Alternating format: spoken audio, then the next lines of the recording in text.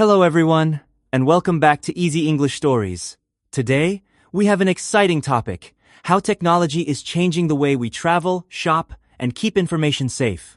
Have you ever used your fingerprint or face to unlock your phone? Let's explore how these technologies are making our lives both easier and more secure. We'd love to hear your thoughts, so feel free to comment after listening. That's right. We'll discuss a story that shows how the internet and biometrics are part of our daily lives. Plus, we'll explain some useful vocabulary along the way. So, let's get started and see how these changes impact us all. Technological advances have changed the way we buy things and travel. For example, the internet lets us shop from anywhere in the world. We don't have to go to the store or even talk to a salesperson. Exactly. We can move money online, buy and sell stocks, and even transfer large amounts between bank accounts with just a click. Traveling across countries and oceans has also become more common for many people. But while the world is more accessible, there are also new challenges. We need to ask, how safe are our online actions? Let's pause here. Transactions means actions where we buy or sell something, especially online. It's important to keep these safe. Yes, and with so many people traveling, governments worry about security. They want to know who is entering their country. This is where new technology can help. Improving safety is a top concern for many governments and groups that protect consumers. One solution is biometric identification technology. But what does that mean? Great question. Biometrics use unique things about your body, like your fingerprints or face, to identify you. This helps protect your information and can even help catch criminals. Now let's explain the word personnel. Personnel means the people who work at a particular place, like employees in a company or staff at an airport.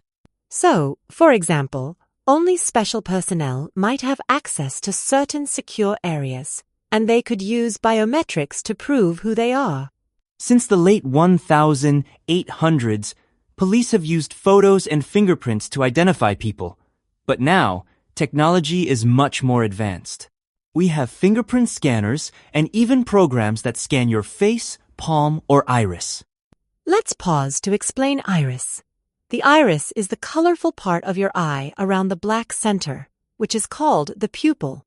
Scanning the iris is very accurate because everyone's iris is unique.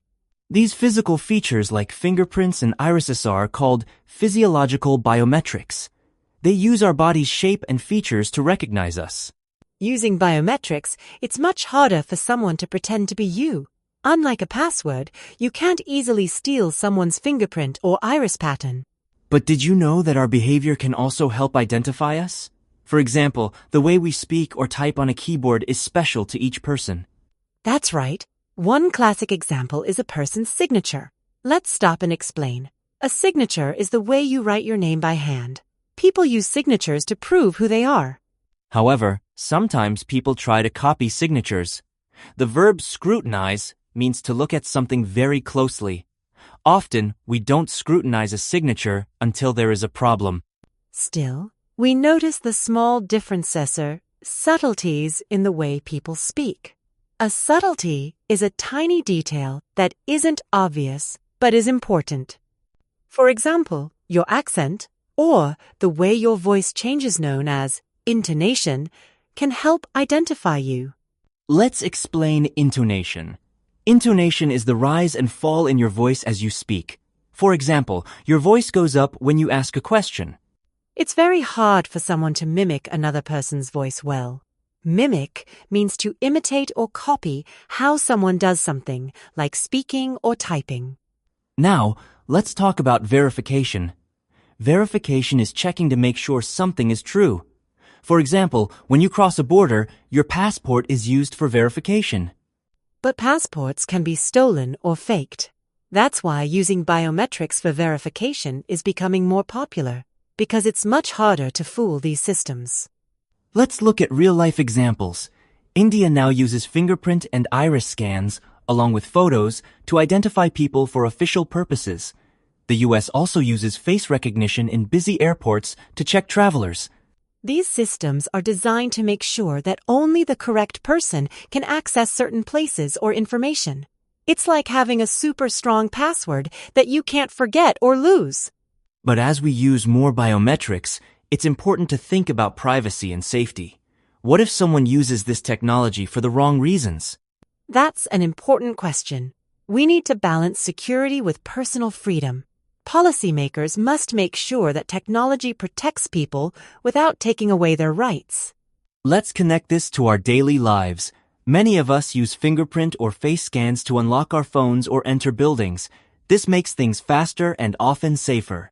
Still, we should ask ourselves, would you feel comfortable if your school or job required a fingerprint scan every day? How much information should we share to stay safe? It's important to be aware of both the benefits and risks.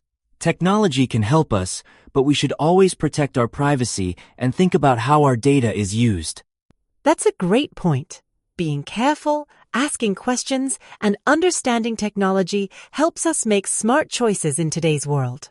Now let's review today's new words. First, personnel means the workers in a place. For example, only airport personnel can enter this area. Iris is the colorful part of your eye. Example, the doctor checked my iris during the eye exam. Signature is the way you write your name. Example, please sign your signature on the form. Scrutinize means to look at very closely. Example, the teacher will scrutinize our homework for mistakes. Subtlety is a small, important detail. For example, the subtlety in his voice showed he was nervous. Intonation is the rise and fall in your voice. Example, her intonation changed when she became excited. Mimic means to imitate. Example, the child can mimic her father's laugh. Verification is checking if something is true. Example, the bank needs verification before giving you money. Now it's your turn. Would you feel comfortable using your fingerprint or face for identification every day? Why or why not? Share your answer with us in the comments or with a friend. We love hearing your opinions. Each person has a different idea about privacy and technology, so your thoughts are important. Thank you for joining us today. Remember, learning English step by step is the key to success. Don't be afraid to ask questions or make mistakes. They help you grow. Keep practicing new words and try using them in your daily life. For example, you can describe your morning routine using today's vocabulary. The more you use English, the more confident you'll become. Until next time, stay curious and keep learning. You're doing a fantastic job, and every day you practice, you get better. See you soon. Bye, everyone, and remember, practice a little English every day. It all adds up. Keep smiling and keep learning.